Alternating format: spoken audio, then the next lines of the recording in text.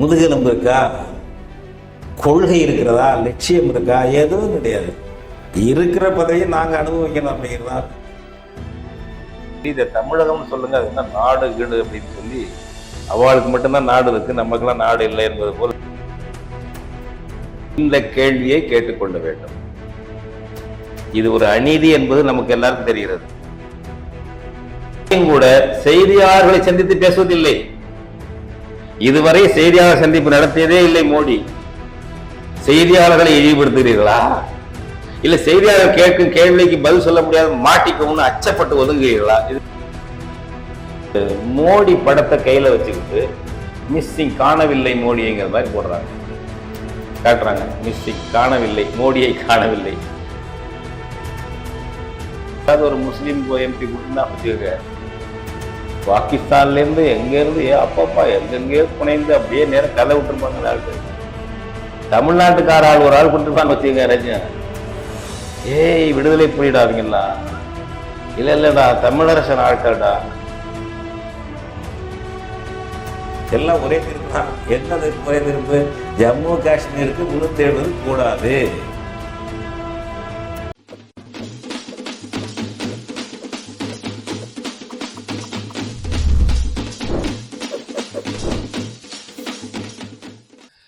தமிழர் கொண்டாட்டம் வலையினருக்கு வணக்கம். அண்மையில் நாடாளுமன்றத்தில் 2 இளைஞர்கள் உள்ளே புகுந்த விவரம் பெரும் சர்ச்சையை ஏற்படுத்தியிருக்கின்றது. இது தொடர்பாக நடந்த விவாதத்தில் 14 எம்பிக்கள் தகுதி நீக்கம் செய்யப்பட்டிருக்கின்றனர். இது தொடர்பாக சமகால அரசியல் நிகழ்வுகள் குறித்தும் தமிழ் தேசிய பேரியக்கத்தின் தலைவர் ஐயா மணியரசனோடு நாம் உரையாட இருக்கின்றோம். ஐயா வணக்கங்க. ஐயா வணக்கம். வணக்கம் தோழர், வணக்கம். ஐயா, கடந்த 13ஆம் தேதி அன்றைக்கு இந்திய ஒன்றியத்துடைய நாடாளுமன்ற அவையில் பார்வையாளர் மாடத்திலிருந்து 2 இளைஞர்கள் குதித்து ஓடி அராஜகம் ஒழிக என்று முழக்கம் எழுப்பி வண்ணப்பொடி குண்டுகளை வீசியிருக்கிறாங்க. அவர்களுக்கு ஆதரவாக ஒரு இளைஞர் ஒருத்தரும் பெண் ஒருத்தரும் நாடாளுமன்ற வளாகத்திற்கு வெளியேவும் அதே போல் அராஜகம் ஒழிக என்று சொல்லி வண்ணப்பொடிகளை வீசி அவர்கள் கைது செய்யப்பட்டிருக்கிறார்கள். இது பெரும் கொந்தளிப்பை ஏற்படுத்திருக்கு. ஒரு பாதுகாப்பாக உருவாக்கப்பட்டிருக்கக்கூடிய அவை என்று சொல்லக்கூடிய புதிய நாடாளுமன்ற கட்டிடத்தில் நடந்த இந்த சம்பவம் ஒரு கொந்தளிப்பையும் நாட்டுடைய பாதுகாப்புக்கு அச்சுறுத்தலாக இருக்கும் என்கின்ற ஒரு ஐயப்பாட்டை உருவாக்கின்றது. இது பற்றி நீங்க என்ன நினைக்கிறீங்க? இந்த இளைஞர்கள் இருக்கின்ற ஆட்சியாளர்கள் மீது ஒரு சீற்றமடைந்து நடக்கின்ற நிகழ்வுகளின் மீது சினம் கொண்டு தங்களுடைய எதிர்ப்பை காட்டுவதற்காக இந்த போராட்ட வடிவத்தை தேர்ந்தெடுத்ததாக ஊகிக்க இடம் இருக்கிறது. எதுவாக இருந்தாலும் நாடாளுமன்ற மக்களவை நடந்து கொண்டிருக்கும் போது ஒரு மாறுவேடம் புனிந்தோ அல்லது தவறான பெயர் கொடுத்தோ அல்லது எந்த வழியிலேயோ உள்ள புகுந்து அதை அவை நடக்காமல் தடுப்பது என்பது சரியல்ல. அந்த மாதிரி இந்தியா முழுக்க ஒன்றும் புரட்சி நடந்து கொண்டும் இருக்கவில்லை. இவர்கள் பகத்சிங் நண்பர்கள் அமைப்பு என்று ஒன்று வைத்துக்கொண்டு இணையதளம் மூலம், முகநூல் மூலம், இன்ஸ்டாகிராம் மூலம் தொடர்பு வைத்து பல மாநிலங்களை சேர்ந்தவர்கள், இப்போ இந்த உள்ள புகுந்தவர்களே என்று எடுத்துட்டால் சாகர் சர்மா உத்தரப்பிரதேசம் லக்னோவை சேர்ந்தவர் என்கிறார்கள். மனோரஞ்சன் பெங்களூர் பொறியியல் கல்லூரியில் பட்டம் பெற்றவர் என்கிறார்கள். அப்படி ஹரியானாவை சேர்ந்தவர்கள், கல்கத்தாவை சேர்ந்தவர்கள், இப்படி பல பீகாரை சேர்ந்தவர்கள் என்று பல மாநிலங்களை சேர்ந்தவர்கள் இந்த முகநூல் 2-3 ஆண்டுகளாக அதில் தொடர்பு வச்சு பழக்கம் இருக்கு. அதில் இவர்களுக்கு ஏதோ ஒரு நடக்கின்ற ஆட்சியின் மீது, இந்தியாவின் நடப்புகள் மீது ஒரு ஆத்திரம் இருக்கிறது. அதனால அந்த வெளியில நின்று இவங்க 2 பையங்க பார்வையாளர் மாடத்துல போய் பார்வையாளராக போய் திடீர்னு மக்களவையில கீழே குதிச்சு, நீங்க பார்த்துருப்பீங்க அந்த இதெல்லாம் பலகையெல்லாம் தாண்டி போய் அந்த பையங்க முழக்கங்கள் போட்டுக்கிட்டு போறது பார்த்துருப்பீங்க. அவங்க 2 பேர் செய்யறாங்க. அதே நேரம் வெளியில நீலம் கவுர்னு ஒரு பொண்ணு, அந்த பொண்ணு ஹரியானான்னு நினைக்கிறேன், அது 42 அகவை, எம்ஏ படித்த பொண்ணு, அதுக்கு பிறகு பல பட்டங்கள் ஆசிரியர் பயிற்சி அது இது பெற்றிருக்கு, அந்த பொண்ணு படிச்சிருக்கு. அது மாதிரி இன்னொரு தம்பி, ஒரு இளைஞர் அமால் ஷிண்டே, இவங்க 2 பேரும் அதே நேரத்தில் வெளியில துண்டறிக்கை கொடுத்துக்கிட்டு முழக்கம் போடுறாங்க. இது எல்லாம் ஏற்கனவே முடிவு பண்ணது. இப்போ இந்த முடிவு பண்ணதுங்கிறதெல்லாம் எப்படி நிரூபணம் ஆகுது ஏடுகளில் வந்திருக்குன்னா, இந்த கல்கத்தாவில இருந்து ஒரு ஜாவா லலித் ஜா, லலித் ஜா, லலித் ஜாவா, அந்த ஜா என்ற ஒருத்தர் ஒருவர் அவர் தான் அவங்க இணைப்பா இருந்திருக்காரு. அவர் தான் இந்த முகநூல், இன்ஸ்டாகிராம் எல்லாத்துலேயும் இயக்கி கொண்டு செய்திகளை போடுறவராக இருந்திருக்காரு. அவர் என்ன பண்ணுறாருன்னா, அன்னைக்கு இந்த சபை சபையில் இவங்க போகிறதுக்கு முன்னாடி இவங்கெல்லாம் ஏற்கனவே திட்டமிட்டது ஒரு 12 சொச்சம் மணிக்கெல்லாம் நாடாளுமன்றத்துக்கு வெளியே போராடுகிறார்கள் அப்படின்னு அறிவிக்கிறார். அது மூலமாக அறிவிக்கிறார். ஒன்றும் ரகசியமாக போல போராடுகிறார்கள். என்ன முழக்கம், அந்த முழக்கத்தை பார்த்தீங்கன்னா அவர் சொல்றதுல protest against the dictatorship government outside the parliament, இதுதான் வரப்போகுது, ப்ரொட்டஸ்ட் நடக்குது அப்படின்னு அவர் எல்லாம் சுருக்கமாக போடுறாரு. அப்போதான் இந்த பொண்ணு நீலம் கவுரு, அந்த தம்பி அவன் பேர் என்ன, அமோல் ஷிண்டே, ஷிண்டே, இவங்கெல்லாம் துண்டறிக்கை கொடுக்க ஆரம்பிக்கிறாங்க வெளியில, நாடாளுமன்ற வெளியில. இவர் அடுத்ததாக அந்த 2 பேர் அங்கேருந்து குதிக்கிறாங்க. இந்த இதில் சாகர் சர்மாவும் மனோரஞ்சனும் குதிச்சு சபாநாயகரை நோக்கி போறாங்க, முழக்கம் போடுறாங்க. என்ன முழக்கம் போடுறாங்க? இந்த வெளியில கொடுத்தவங்க என்ன பதாக வச்சிருக்காங்க அவங்க, அதெல்லாம் பார்த்தீங்கன்னா பெரிய இதாக இருக்கு. இந்த அரசாங்கத்தை பற்றி அவங்க போடுற முழக்கங்கள், சர்வாதிகார அரசாங்கம், இதேச்சாதிகார அரசாங்கம், ஊழல், வறுமை தீரவில்லை, வேலையில்லா திண்டாட்டம் தீரவில்லை, இதுதான் அவங்க மெயின் முழக்கங்கள். இதோட சேர்த்து பாரத் மாதா கி ஜே இந்த முழக்கத்தையும் போடுறாங்க. அந்த பொண்ணு அதான் போடுது. அந்த பொண்ணு ஏற்கனவே இந்த 2 ஆண்டு நடந்துச்சு பாருங்க, உழவர்கள் போராட்டம் நடந்துச்சு 3 சட்டங்களை எதிர்த்து, அதையெல்லாம் கலந்துருக்கு. அந்த அம்மா கலந்துருக்கு. அது இந்த மாதிரி ஒரு பொது நோக்கம் உள்ள பொண்ணு போல இருக்கு. இதுதான் அவங்களுக்கு. இவர் மோடி படத்தை கையில வச்சுக்கிட்டு மிஸ்ஸிங், காணவில்லை மோடிங்கிற மாதிரி போடுறாங்க, காட்டுறாங்க. மிஸ்ஸிங், காணவில்லை மோடியை, காணவில்லை என்று ஒரு குற்றவாளியை தேடுவது போல ஒரு தோற்றம் மோடி படத்தை வச்சுக்கிட்டு செய்யறாங்க. இதுதான் அவங்க செஞ்சதா இப்ப சொல்றாங்க. அரசாங்க அனுமதியோட வந்த செய்திகளும் இதுதான் சொல்லுது. அதுக்கு மேல ஒண்ணும் இதா இல்லை. இவர்கள் பகத்சிங் நண்பர்கள், பகத்சிங் ஃபேன்ஸ் கிளப்னு சொல்றாங்க. அவன் அசல் பேர் என்ன வச்சிருந்தாங்கன்னா பகத்சிங் பேரால ஒரு அமைப்பு வச்சுட்டு இருக்காங்க. பகத்சிங் வெள்ளையரை எதிர்த்து நடந்த போராட்டத்துல நாடாளுமன்றத்துல போய் குண்டு வீசுறேன்னு போயிருந்து, குண்டு உண்மையிலே வீசாம யாருக்கும் காயம் கூட இல்லாமல் முழக்கங்கள் போட்டார். அவ்வளவுதான். ஒரு இது ஒரு வெடிக்காத அல்லது பயன்படாத ஒரு குண்டை போட்டுட்டு மிரட்டல், ஒரு முழக்கம், மக்கள் கவனத்தை ஈர்க்க வேண்டும், அது கைதாகவும் எல்லாம்னு அவர் தெரிஞ்சுதான் அவர் பண்ணாரு.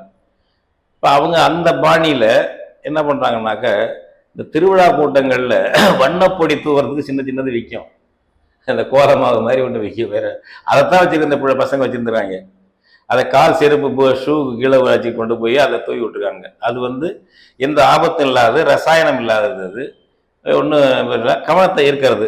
ஒரு வித்தியாசமான போராட்டம். அதை முழக்கத்தை போட்டுக்கிட்டு ஓடிக்கிட்டு இந்த இதை பண்ணிக்கிறாங்க.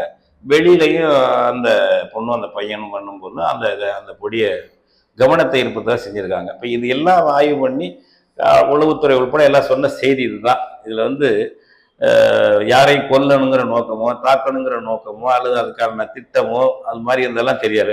இதில் என்ன எதுவுமே இல்லை.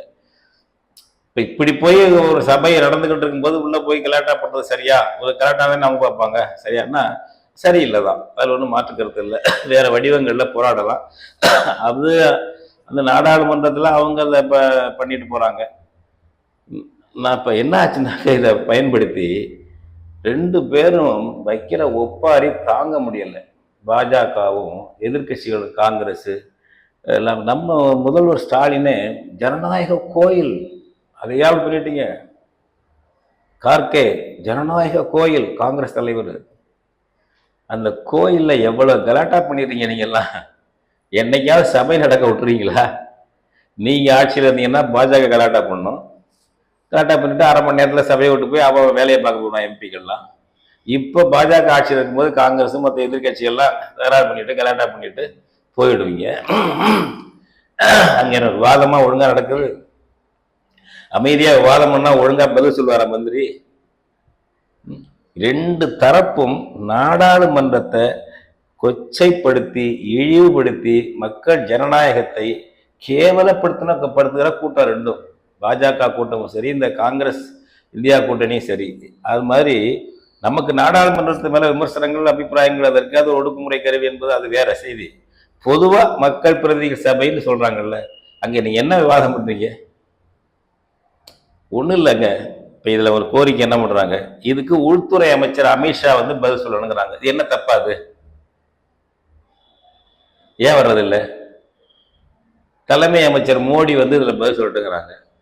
ஏன் ஏன் வரல? என்ன கேள்வி? ஏன் எப்பவுமே வர்றதில்லை? முக்கிய பிரச்சனைகள் யாருமே வர்றதில்லை. இவர்களுக்கு அச்சமா அல்லது இதையெல்லாம் துச்சமாக கருதக்கூடிய போக்கா? என்ன எதிர்கட்சிக்கார பயில்வு கேட்கறது, நம்ம பதில் சொல்றது என்ற ஆணவம், திமிரா?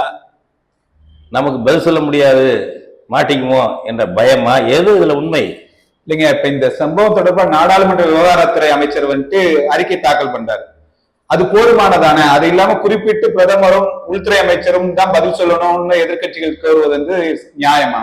வெளியில அப்படியே துடிச்சு போய் விடுறாருல பிரதமர் அறிக்கை வெளியில. உடனே பாரதத்துக்கு அது இது அவரு உள்துறை அமைச்சர் எல்லாம் போச்சு ஆச்சுன்னு கூடுறீங்கல்ல, அது சபையில அவர் சொன்னான்னா வெளியில நீங்க சொல்ல இருக்கணும். அதான் எங்களுக்கு சார்பில் நாடாளுமன்ற அமைச்சர் சொல்லிட்டாருப்பா, அது போதும் எங்க பதில் அப்படி இருங்க. நீங்க இதை வச்சு தேர்தல் பிரச்சாரத்துக்கு 2024க்கு எப்படி பயன்படுத்தலாங்கிறது இந்த அமித்ஷாவும் மோடியும் தயார் பண்ணிட்டு அதை ஆவேசமா பேசுங்கள வெளியில.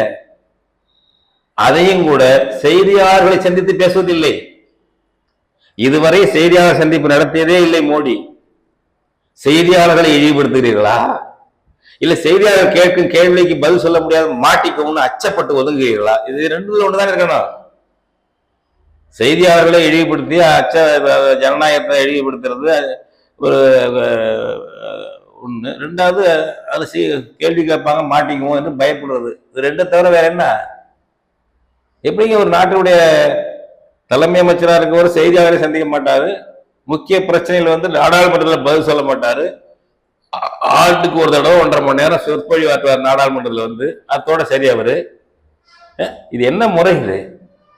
இது நாடாளுமன்றத்தை மதிக்கிறதா?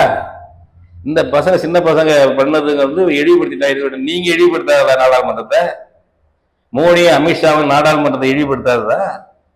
நீ நாடாளுமன்றத்துக்கு வந்து பேசல, எதிர்கட்சிக்காரன் கேட்டா பதில் சொல்லுங்க.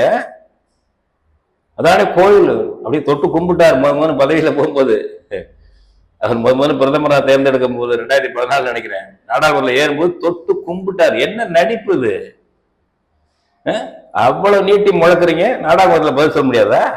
அப்ப நீங்க என்ன யாரை இழிவா கருதுறீங்க? உங்களை விடவா அந்த பொண்ணும் அந்த பையங்களும் பண்ணிட்டாங்க இழிவா?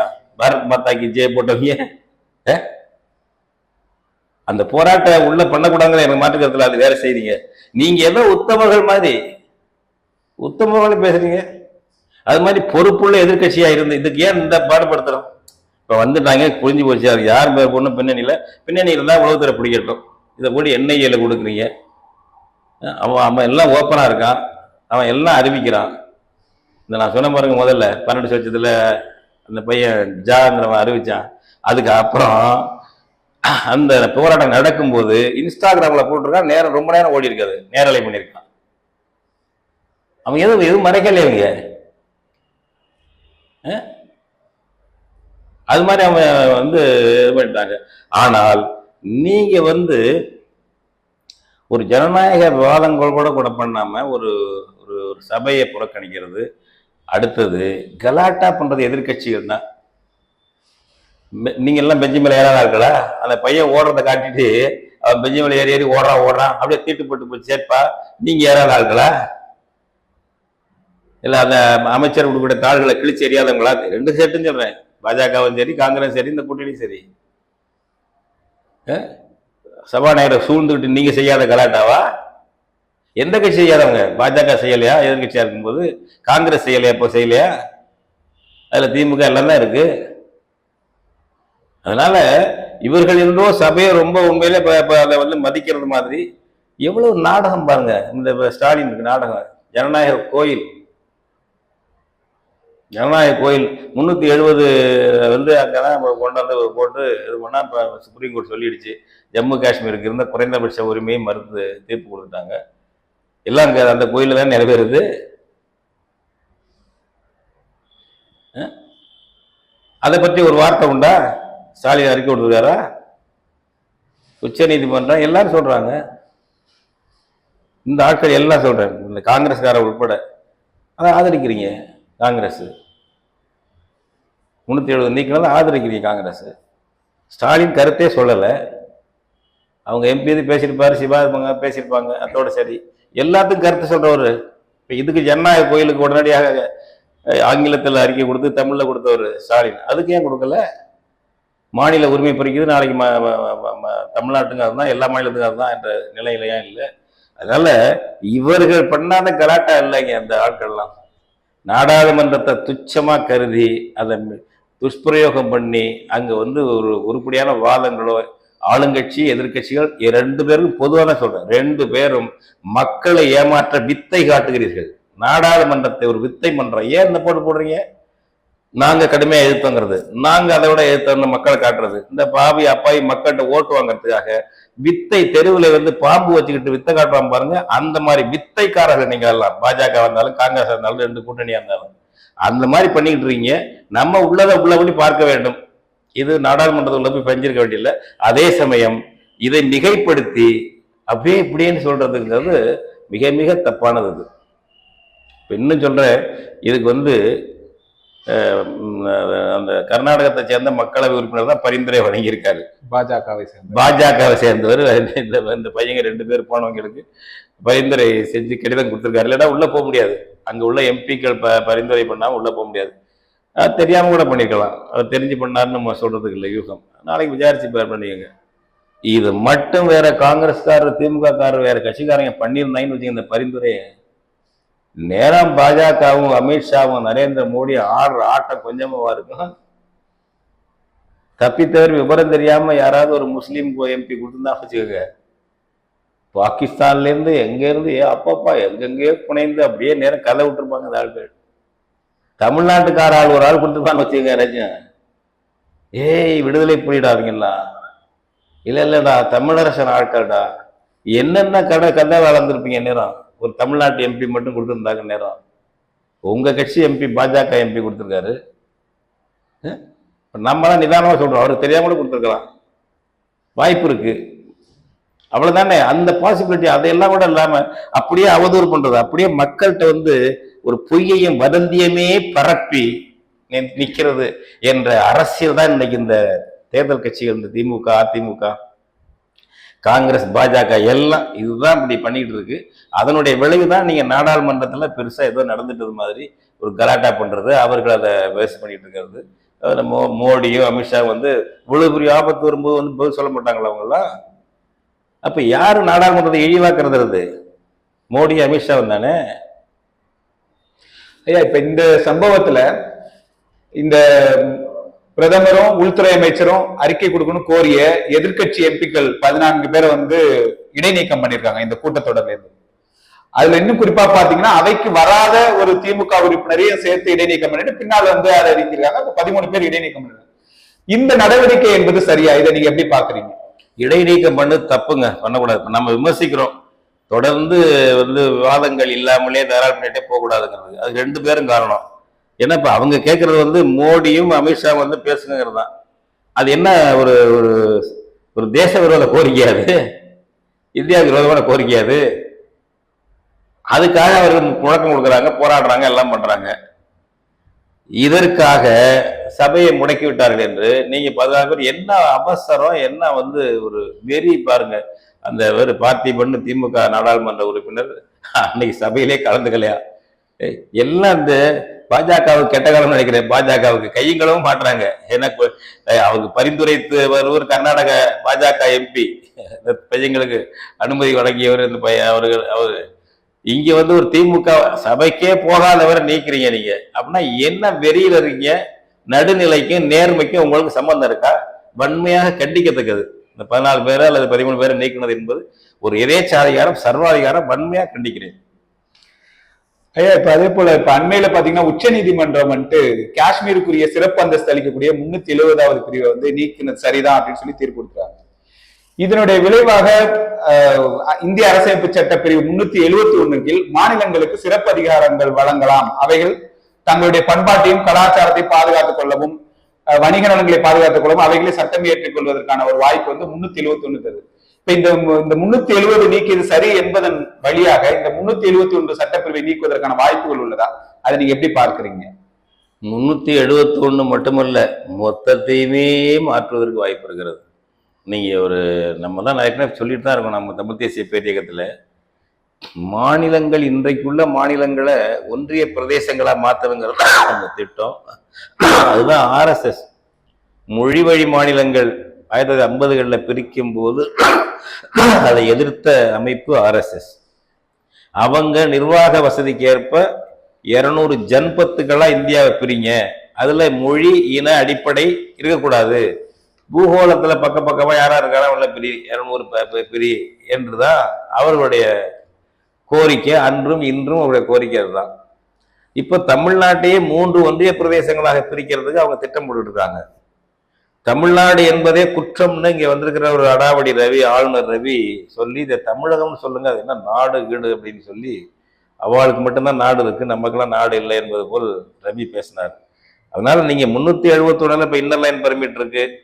ஆந்திராவில் உள்ள பழங்குடி மக்களுக்கான சிறப்பு சலுகைகள்லாம் பல மாநிலங்கள்ல இருக்கு, நமக்கு இல்லை அதில் எதுவும், மற்ற மாநிலங்களுக்கு இருக்கு. இப்போ அது இது வந்து அருணாச்சல பிரதேசம், அதுபோல நாகாலாந்து, மிசோரம், 12 மாநிலங்களுக்கு, மணிப்பூர் போன்ற மாநிலங்களுக்கு 4 மாநிலங்களுக்கு இன்னர் லைன் பர்மிட். அந்த மாநில அரசு அனுமதி இல்லாம அடுத்த மாநிலத்துக்காரவங்க, வெளி மாநிலத்துக்காரவங்க உள்ள நுழைய முடியாது, இருக்க முடியாது, தங்க முடியாது என்ற ஒரு சிறப்பு உரிமை இருக்கு. தமிழ்நாட்டுக்கு அதை கேட்டுட்டு இருக்கோம். அது எல்லாமே அதுல இருக்கு, அதெல்லாம் பறி போயிடும்.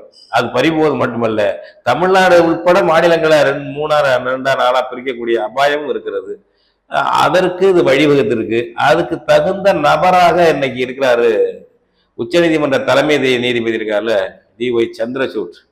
அவர் அதுக்கு தகுந்த நபர். அவர் கொடுத்திருக்கிற அந்த தீர்ப்பு இருக்கு பாருங்க, மிக மோசமானது. அவருடைய அப்சர்வேஷன்ஸ் எல்லாமே இந்த ஜம்மு காஷ்மீருக்கு கொடுத்திருக்கிறது மிக மிக பிழையானது. அது யாரும் ஏற்றுக்க முடியாதது. அடுத்தது அது இப்போ தோழர் கி வெங்கட்ராமன் நம்ம பொதுச் செயலாளர் நல்லா விவரமா பேசியிருக்காரு. ஒரு தொடக்கத்திலேருந்து 2019 இதை பண்றாங்க. எத்தனை ஆண்டு கழிச்சு அப்பயே வழக்கு போடுறாங்க. உச்சநீதிமன்றம் எத்தனை ஆண்டு கழிச்சு இதை எடுக்குது? வேண்டுமென்றே ஆற போட்டு, கிடப்புல போட்டு, பழைய செய்தியாக்கி எல்லா வேலையும் இந்திய அரசு, பாஜக அரசு செய்து முடிச்சாங்க. ஜம்மு காஷ்மீர்ல அடக்கி ஒடுக்கி எல்லாம் பண்ணி அப்புறம் கொண்டு வர்றது. இதுக்கு உடனே உச்சநீதிமன்றம் உடனே எடுக்கலையே இதை விசாரிக்கிறதுக்கு. நீதிமன்ற அரசமைப்பு அமர்வு என்பது குறைந்தபட்சம் 11 நீதிபதிகளையாவது கொண்டிருக்க வேண்டும். மிக முக்கியமான அரசமைப்பு சட்ட சிக்கல் பற்றி வாதம் சாதாரண செய்திகள் இருக்குது. ஐநா மன்றம் போனது, ஜம்மு காஷ்மீர் தனி நாடா இருந்தது. 47 வரைக்கும் அது தனி நாடா இருந்தது, இந்தியாவோட இல்லை. ஒரு நாடு இந்தியாவோட இணையும் பொழுது அது பாகிஸ்தான் வேணும்னு கேட்குது, பாகிஸ்தானுக்கும் இந்தியாவுக்கும் பிரச்சனையாகுது. அந்த மாதிரி ஆகி அது ஒரு ஒப்பந்தம் இந்தியாவோட சேருது, ஒரு பகுதி பாகிஸ்தானோட போயிடுது. அதுதான் நம்ம சொல்லிட்டு இருக்கோம், பாகிஸ்தான் ஆக்கிரமிப்பு காஷ்மீர் என்று சொல்லிட்டு இருக்கோம். அவன் தனியாக ஒரு காஷ்மீர் சொல்லிட்டு இருப்பான். அந்த மாதிரி இருக்கு. அப்போ இது சாதாரண லெவலில் அரசமைப்பு சட்ட சிக்கல். இவங்க வாக்குறுதி கொடுத்துருக்காங்க. ஐநா மன்றத்தில் 50களில் பாகிஸ்தான் இந்த பிரச்சனை கிளப்பி பண்டித நேரு மூலமா வாக்குறுதி, கருத்து வாக்கெடுப்பு நடத்துறோம் ஜம்மு காஷ்மீர்ல, இந்தியாவோட இணைந்தது நிரந்தரமா இருக்கிறதா இல்லை அதை ரத்து பண்ணிடுறதா, தனிநாடா இருக்கிறதா ஜம்மு காஷ்மீர், அவங்க விருப்பத்துக்கு விட்டுறதா என்று ஜம்மு காஷ்மீர் மக்கள் கருத்து அறிய நாங்க கருத்து வாக்கெடுப்பு நடத்துவோம் என்று இந்தியா ஐநா மன்றத்தில் வாக்குறுதி கொடுத்துருக்குங்க. ஏன்னா இந்த ஒப்பந்தங்கள் தான் இப்போ ஹரீஷ் சிங்னு ஒரு மந்திரி இருந்தால் ராஜஸ்தானை பூர்வமா போட்ட ஆள் ராஜபுத்திரர். அந்த ஜம்மு காஷ்மீருக்கு அந்த ஆண்டு சம்பந்தம் ஏதோ ஒரு விபத்தில் போய் மன்னரானவர் அந்த நபர். இப்போ கரண் சிங் இருக்காரு அவங்க அப்பா. அவங்க ஒரு நிர்பந்தத்தில் அந்த நபர் பூர்வீக ராஜஸ்தான் இந்து, பாக்கி அங்கே இருக்கிற மக்கள் 95% எல்லாம் முஸ்லீம்ஸ். இந்த ஆள் கையெழுத்து போட்டிருக்காரு. எல்லா மக்களுடைய கருத்தாங்கிற ஒரு கேள்வி இருக்குது. இதெல்லாம் இருந்ததுனால தான் அவங்க என்ன சொல்றாங்கன்னாக்கா, நம்ம வந்து கருத்து வாக்கெடுப்பு நடத்துகிறோம் காஷ்மீர் மக்கள்கிட்ட, அவங்க என்ன சொல்றாங்களோ அதன்படி நடந்துக்குவோம், இந்தியாவோட கிட்ட போறதுனா போகணும். இது ஐநா மன்றத்தில் கொடுத்துருக்கு. இந்த வாக்குறுதியை பண்டித நேரு கொடுத்தது, வல்லபாய் பண்டித நேரு கொடுத்தது. சரி, இப்படி உள்ளதை பத்தி நீங்க விசாரிக்கும் பொழுது 11 நீதிபதியாவது கொண்டு போய் போடணும், கான்ஸ்டியூஷன் பெஞ்சு போடணும். அப்படி இல்லாம வெறும் 5 பேர், குறைந்தபட்சம் 5 பேர் இருக்கணுங்கிறது விதிங்க. இல்லைன்னா அதை விட குறைவா போட்டிருப்பாரு. யாரு இந்த சந்திரசூட் இருக்காரு, 3 பேரே வச்சு போட்டிருப்பாரு. 5 பேராவது இருக்கணும் கான்ஸ்டியூஷன் பெஞ்சு. அந்த அந்த வேற வழி இல்லாம 5 பேரை போட்டுட்டு எல்லாம் ஒத்த கருத்து, ஒரே கருத்து உள்ள ஆட்கள் அந்த பெஞ்சில் போட்டு தீர்ப்புலாம் ஒரே தீர்ப்பு. சும்மா அதை பத்தி வியாக்கியானங்கள் தான் வித்தியாசம். 2 பேரும் 3 தீர்ப்பா கொடுத்தாங்க. கன்கரண்ட் ஜட்ஜ்மெண்ட் அது. எல்லாம் ஒரே தீர்ப்பு தான். என்ன தீர்ப்பு? ஒரே தீர்ப்பு.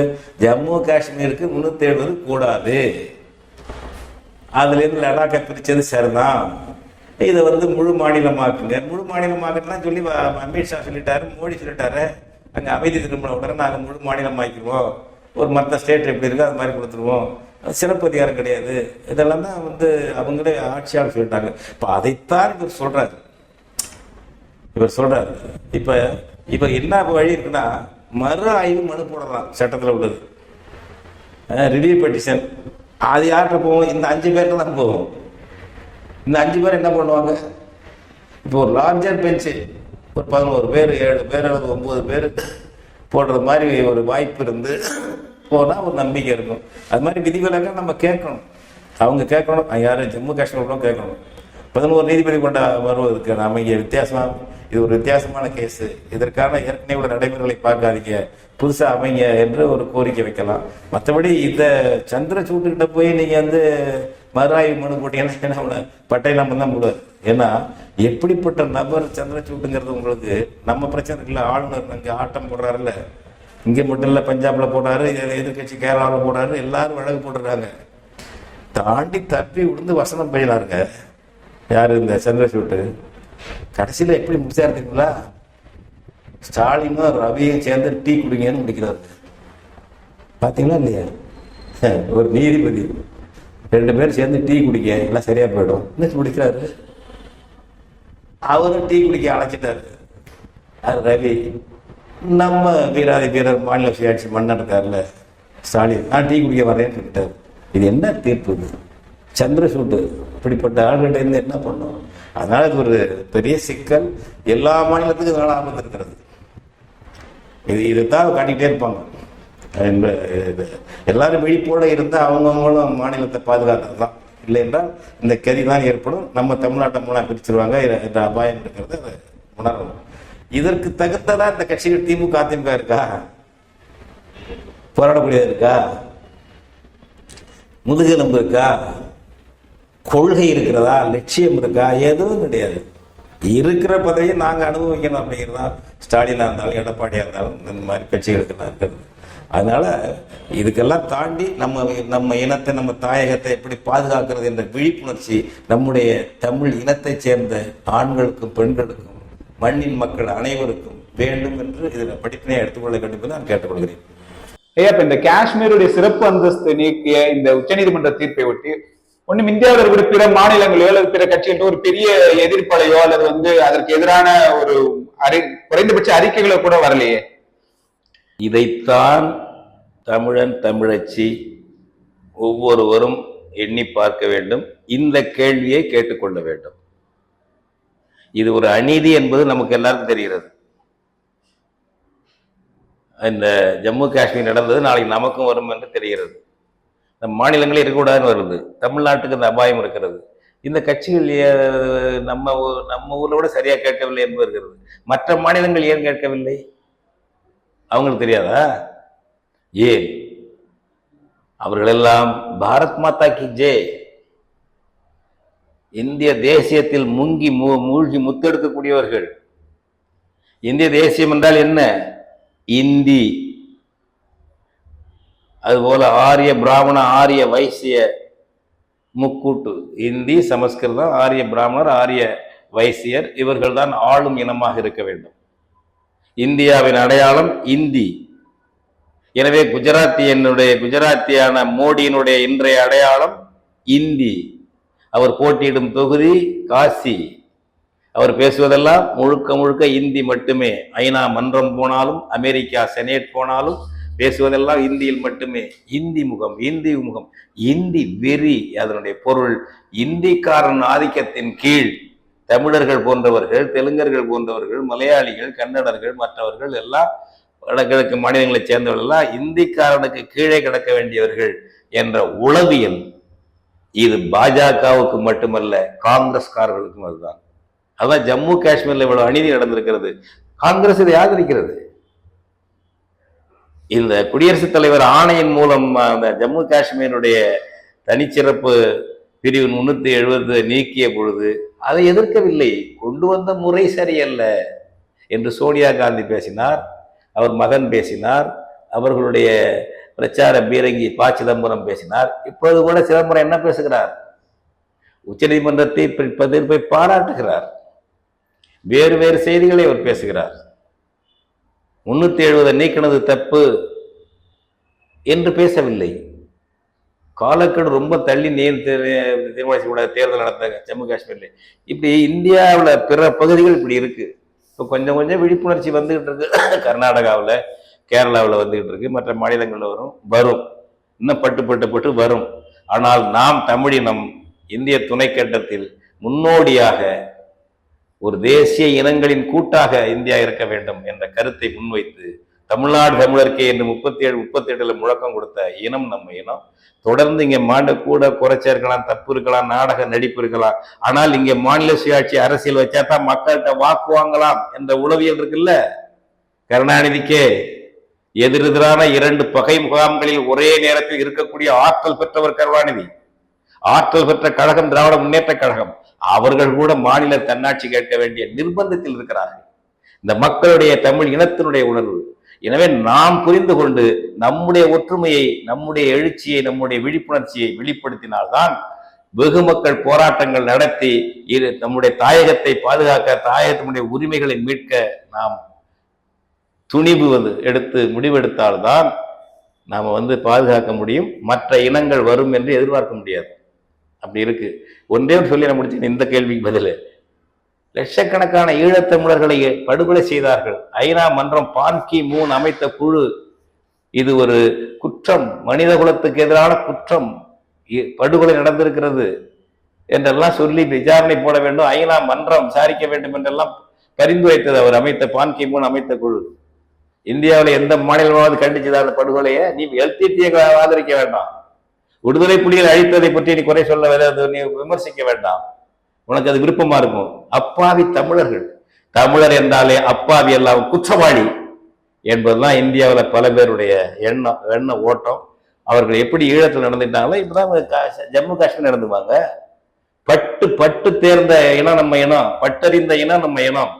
ஒப்பிட்டு பார்த்துக்கங்க, விழிப்போடு இருங்கள். ஐயா, இப்ப ஜம்மு காஷ்மீர்ல பாத்தீங்கன்னா கடந்த பிப்ரவரி மாதம் ஏறக்குறைய 5.9 மில்லியன் டன் லித்தியம் இருக்கிறதா கண்டுபிடிச்சிருக்கிறாங்க. இந்த லித்தியம் என்பது மின் வாகனங்களுக்குரிய, அந்த மின்கலனுக்குரிய மூலப்பொருளா இருக்கு. அப்பயே சுரங்கத்துறை செயலாளர் விவேக் பரத்வாஜ் என்றவர் கடந்த வர டிசம்பர்ல இதற்குரிய ஏலம் விடப்படும் அப்படின்னு சொல்லி அறிவிச்சிருந்தார். இப்ப இந்த ஜம்மு காஷ்மீர் இந்த தீர்ப்பை ஒட்டி, இந்த சிறப்பு அதிகாரம் நீக்கப்பட்ட செல்லும் என்கின்ற இந்த தீர்ப்பை ஒட்டி இதற்கு பிந்தைய இந்த இந்திய பெருமுதலாளருடைய வர்த்தக நலன்கள் இருக்குன்னு நம்ம புரிஞ்சுக்கலாமா? இதில் இந்த பெருமுதலாளி நலன்கள் இருக்கிறது. ஆனால் அது மட்டுமே அல்ல. அதான் நம்ம தமிழ் தேசிய பார்வை என்பது. அனைத்தையும் பாருங்கள், அனைத்து பக்கத்தையும் பாருங்கள். இது ஒன்றுக்காகத்தான் என்பது நினைக்காதீர்கள். இது இனத்திலிருந்து வருவது. சிறுபான்மை இனங்களை ஒன்றுமில்லாமல் ஆக்கி இந்தி பேரினவாதத்தின் ஏவல் குழுக்களாக மற்ற இனங்களை மாற்றுவது என்பதுதான் இந்திய ஏகாதிபத்திய அரசினுடைய, அரசியல்வாதிகளுடைய கருத்து. காங்கிரஸ் தலைமை கருத்தும் அதுதான், பாஜக தலைமையின் கருத்து அதுதான், பல மாநிலங்களில் இருக்கக்கூடிய கட்சிகள், மாநில கட்சியாக கூட இருக்கலாம், அவங்க கருத்தும் அதுதான். புரியுதுங்களா? அதனால லித்தியம் எடுக்கிறதுக்காக அது உண்மை, அது ஒரு பகுதி, அது மட்டுமே அல்ல. இந்திய டெல்லி அரசுக்கு, இந்திய ஏகாதிபத்திய அரசுக்கு ஓரளவு சமமாகவோ அல்லது ஓரளவு உரிமை உள்ளதாகவோ இன்னும் சில அரசுகள் இருக்கக்கூடாது. இந்தி இருக்க வேண்டும், சமஸ்கிருதம் இருக்க வேண்டும், இந்திக்காரன் மேலாதிக்கம் இருக்க வேண்டும் என்பதுதான் இந்திய தேசியம். அதற்கு ஆபத்தாக அதுக்கு இடையூறாக ஜம்மு காஷ்மீர் இருக்கிறது, தமிழ்நாடு இருக்கிறது, எத்தனை மாநிலங்கள் இருக்கின்றன. ஒவ்வொன்றாக கை வைப்பார்கள், கை வைத்துக் கொண்டே இருக்கிறார்கள். இப்ப நமக்கு மட்டும் என்ன உரிமை இருக்கு? கல்வி உரிமை, வேளாண் உரிமை எல்லாம் பறி போயிடுச்சு. இந்தியா விடுதலை பெற்ற போது இருந்த உரிமைகள் எல்லாம் பறி போயிடுச்சு. நடைமுறையில் தமிழ்நாடு போன்ற மாநிலங்கள் ஒன்றிய பிரதேசங்களாகத்தான் வைக்கப்பட்டிருக்கின்றன. ஒரு மருத்துவக் கல்லூரியில மாணவர் சேர்க்கக்கூடிய அதிகாரம் மாநில அரசுக்கு இருக்கிறதா? ஒன்னாவது பாடத்திட்டம் வைக்கக்கூடிய அதிகாரம் மாநில அரசு இருக்கா? இதெல்லாம் எதுக்கு? புதிய கல்வி திட்டம் அல்லது தேசிய கல்வி திட்டம் எல்லாம் நம்முடைய மற்ற இனங்களுடைய அடையாளங்கள் எல்லாம் அழிச்சு இந்திய இனத்துக்கு கட்டுப்பட்டவர்கள் எல்லாரும், ஆரிய பிராமண ஆரிய வைசியர்களுக்கு கட்டுப்பட்டவர்கள் எல்லாரும், எல்லா இனமும் அடங்கி ஒடுங்கி கீழ்ப்படிஞ்சு இரு என்பதற்காக செய்யறான். அதுல பெருமுதலாளிக்கு லாபம் இருக்கு, கூடுதலா இருக்கு, மற்றவங்களும் இருக்கும். இந்திக்கான போய் பூத்துவான், சாதாரண இல்ல, ஜம்மு காஷ்மீர்ல வாக்குல ஓட்டுல கூட வந்துருவான். இந்த அபாயங்கள் தமிழ்நாட்டுக்கு இல்லையா? இன்னும் 10 ஆண்டு இதே நீடிச்சா தமிழ்நாட்டுல இந்திக்காரன் ஓட்டு கணிசமாயிடுமே. இந்த திமுக அதிமுக கூட வெல்ல முடியாது. அதனால லித்தியம் போக்குவரத்து என்பதோட நிறுத்திவிடக்கூடாது. இந்த ஒரே பார்வை, ஒற்றை பார்வையோட தலைமை பார்வை இனம், ஓர் இனம், வடநாட்டு இனம், இந்தி இனம், ஆரிய பிராமணர்கள், ஆரிய வைசியர்கள், ஆரிய இந்தி இனம், அவர்கள்தான் ஆதிக்கம் செலுத்த வேண்டும். அவர்களுக்கு கீழ்ப்பட்டவர்களாக, உட்பட்டவர்களாக, சின்ன சின்ன நிர்வாகங்களாக இருக்கலாம். அவன் மொழியை ஒரு குறிப்பிட்ட 8வது போல 5வது போல படிச்சுக்கலாம். அதுக்கு மேல அவன் தாய்மொழியோட படிக்க வேண்டியதில்லை என்பது பாஜக கொள்கை. இந்த அடிப்பு கொள்கையை காங்கிரசும் வைத்திருக்கிறது. இதை நாம புரிந்து கொள்ள வேண்டும் என்பதுதான் என்னுடைய பதில். ஐயா, அப்புறம் இன்னொரு கேள்வி. இப்ப அண்மையில நடந்து முடிந்த சட்டமன்ற தேர்தல் 5 மாநிலங்கள்ல அதுல 3ல பாஜக ஆட்சி அமைச்சிருக்கு. குறிப்பா மத்திய பிரதேசம், ராஜஸ்தான், சத்தீஸ்கர்ல ஏற்கனவே முதல்வராக இருந்த சிவராஜ் சிங் சௌஹான் அவங்களோ அல்லது வசுந்தரா தேசிந்தியாவே அவங்கள இல்லாம புதிய முகங்களை தேர்ந்தெடுக்கிறாங்க. இப்ப இதை நீங்க எப்படி பாக்குறீங்க? புதிய முகங்கள் தான் நல்ல. அதாவது பாஜக ஆரிய மூளை ரொம்ப தந்திரமானது, சூழ்ச்சியானது. ஒரு சர்வாதிகாரத்தை ஜனநாயக வடிவத்திலே செயல்படுத்துவார்கள். அதான் ஆரிய மூளை என்பது. பாருங்களேன், சத்தீஸ்கட்டில் விஷ்ணு தியோசாய் என்ற ஒரு பழங்குடி இனத்தை சேர்ந்தவரை முதலமைச்சர் ஆக்கிவாங்க. சத்தீஸ்கட்டில் ஆஹா, பழங்குடி இனத்தை சேர்ந்த 2 துணை முதலமைச்சர் போட்டிருக்காங்க. ஒரு துணை முதலமைச்சர் யாரு? விஜய் சர்மா, பிராமணர். இன்னொருத்தர் அருண் சாவோன்னு போட்டிருக்காங்க. ஏன் 2 முதல்வர்? எல்லா இடத்திலும் முதல்வராகவோ அல்லது துணை முதல்வராகவோ பிராமணர் இருக்க வேண்டும் என்பது RSS பிஜேபி முடிவு. அப்போ ஒரு பழங்குடி அந்த விஷ்ணு தேவசாயை போட்டுட்டு ஒரு பிராமண துணை முதல்வர் விஜய் சர்மா, அவர் தான் அங்க நடைமுறையில டிஃபேக்டோ சீஃப் மினிஸ்டரா இருப்பார். அவர் தான் அதிக முன்னார். அங்க ஆச்சுங்களா? அடுத்தது வாங்க, மத்திய பிரதேசம். அங்க யாரு? மோகன் யாதவ் முதலமைச்சர். அது பிற்படுத்தப்பட்ட வகுப்பு. பிற்படுத்த வகுப்பு கொடுத்துட்டாரா?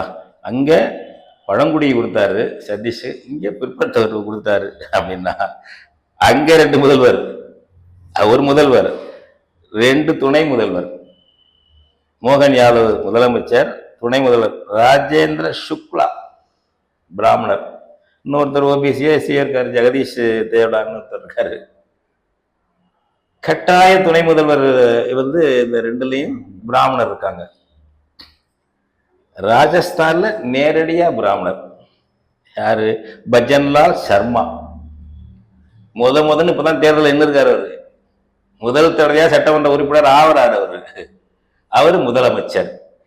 அங்கே இந்த ஓபிசி எஸ்சி ஏதோ 2 பேரை கொடுத்துருக்காங்க. இப்ப 3 மாநிலங்களுக்கும் கொடுத்திருக்காங்க புது முகங்கள். 3 மாநிலத்திலையும் பிராமண முதலமைச்சர் அல்லது துணை முதல்வர் கொடுக்குறாரு. இப்ப பிராமணர் அல்லாதாலும் எத்தனையோ ஜாதிகள் இருக்கு.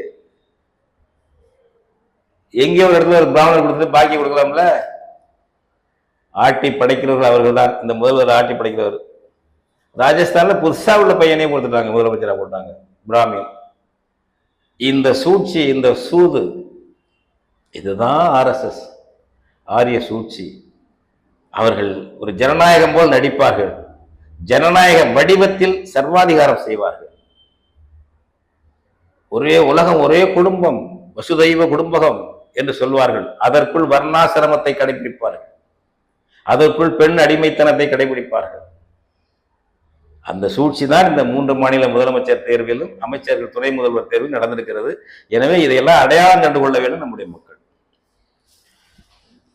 இத்தனை நேரம் தமிழர் கண்ணோட்டம் வலையொலி சார்பாக நாம் முன்வைத்த கேள்விகளுக்கு விரிவாக விளக்கமளித்த தமிழ் தேசிய பேரியக்கத்தின் தலைவர் ஐயா மணியரசன் அவர்களுக்கு நன்றி. கண்ணுற்ற உங்கள் அனைவருக்கும் நன்றி. நல்ல சமகாலத்தில் உள்ள முக்கியமான கேள்விகளை கேட்டு மக்களுக்கு பயன்படக்கூடிய விடைகளை பெற்ற ராஜா அவர்களுக்கும் தமிழர் கண்ணோட்டம் வலையொலிக்கும் நன்றி. வணக்கம். தமிழர்களுக்கு உரிய பொதுவான ஒரு வலையொலி என்ற ஏற்பிசையோடு இதை விரும்பக்கூடிய வகையில், ஏற்கக்கூடிய வகையில் சப்ஸ்கிரைப் செய்து இணையுங்கள்.